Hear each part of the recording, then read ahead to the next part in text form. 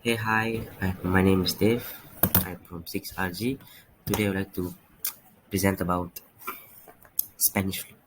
Let's go. So, what is Spanish flu? Commonly known by the misnomer Spanish flu or as the Great Influenza Epidemic, was exceptionally deadly global influenza pandemic caused by the H1N1 virus. The earlier documented case was in March 1918 in Kansas, United States, with further cases recorded in France, Germany, and United Kingdom in April. 2 years later, nearly a third of the global population, or an estimated 500 million people, had been infected in four successive waves. So, Spanish flu. First, disease caused by influenza. Location, of course, worldwide. Started date on February 1918 and ended on April 1920.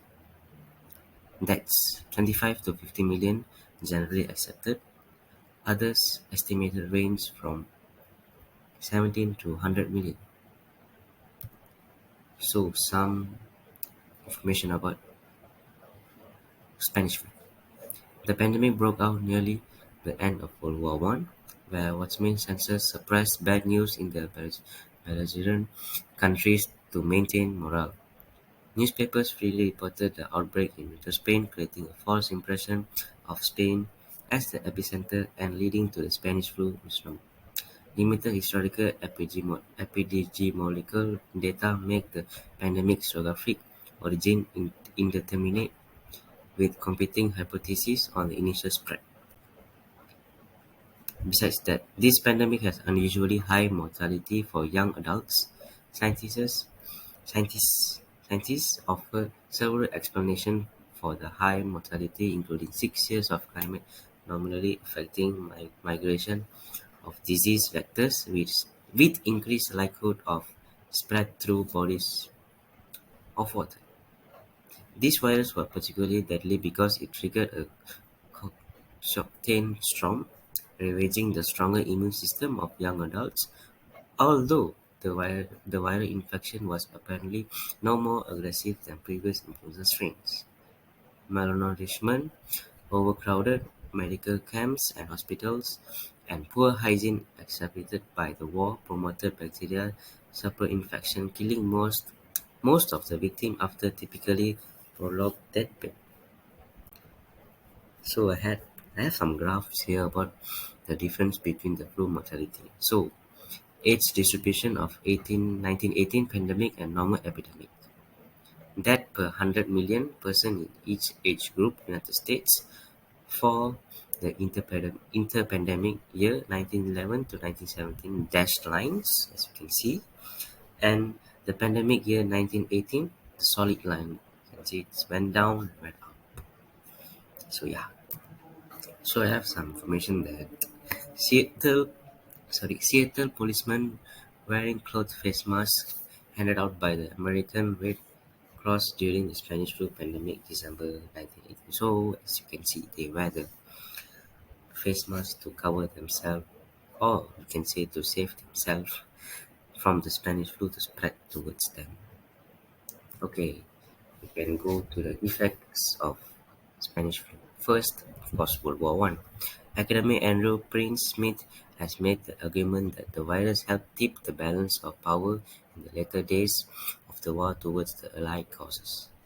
He provides data that viral waves hit the Central Power before the Allied power, and the both mobility and mortality in Germany and Austria were considerably higher than in Britain and France. So it's like people who is in Germany and Austria have the more mortality, or can say they won't easily get the Spanish flu. Here's why.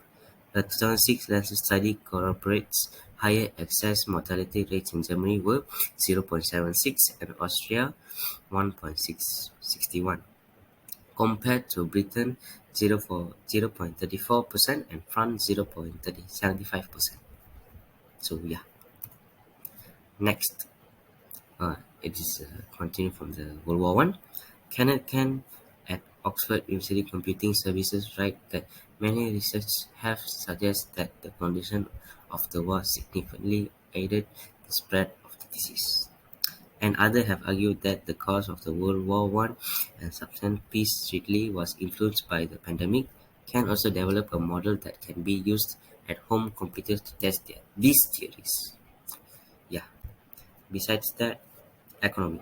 Many businesses in entertainment and services industry suffered loss in revenue, while the healthcare industry reported profit gains because of cases increasing. Historical Nancy Briston has argued that the pandemic, when combined with the increasing numbers of women attending college, contributed to the success of women in the field of nursing. This was due in part to the failure of medical doctors who were predominantly men to contain and prevent the illness. Nursing staff, who were mainly women, celebrated the success of the patient care and did not associate the spread of the disease with their work. And last but not least, long-term effect. A 2006 study in the Journal of Political Economy found that cohorts in utero during the pandemic displayed reduced educational attainment, increased rate of physical disability, lower income, lower socioeconomic status, and higher transfer payment received compared with other birth cohorts. A 2018 found that the pandemic reduces educational attainment in population, the flu in the population. The flu has also been linked to the outbreak of encephalitis lethargica in 1920s. Survivors faced an elevated mortality risk. Some survivors did not fully recover from psychological condition resulting from the infection. Symptoms of Spanish flu: a sudden and sometimes very high fever, dry cough, headaches and body aches, sore throat, chills, runny nose, loss of appetite, extreme tired, fatigue, as known as fatigue. Okay, so ways to prevent Spanish flu: isolation or staying away from crowds of people. This included closing placement like schools and gyms, washing your hands completely and often, wearing protection like masks and gloves, not touching outside items like library books, mm, and mainly not spitting in public. So they used to follow this when on the pandemic 1918s. I guess maybe, who knows. So this is the main part. What made the Spanish flu so deadly? The lack of effective treatment, due in part of the unknown cause at the time, the cramped living arrangement of animals and people, especially the military during the World War One, the lack of healthcare providers, and significant percentage of doctors were off fighting in the war, the exceptional ability of the virus to copy itself and infect the lungs. These last features was found during research into the 1918 virus using the tissue found in people who had died from the Spanish flu. Um, besides that, besides that, gender difference in mortality. The higher mortality rate of the influenza pandemic is one aspect that sets the pandemic apart from the disease outbreak. Another factor in the higher mortality rate of men compared to women. Men with underlying condition were significantly more risk. Tuberculosis, tuberculosis was one of the deadliest diseases in 1990s and killed more men than women. But with the spread of influenza disease, these cases of tuberculosis cases is in men decreased. Many scholars have noted that tuberculosis increases the mortality rate of influenza in males, decreasing their life expectancy.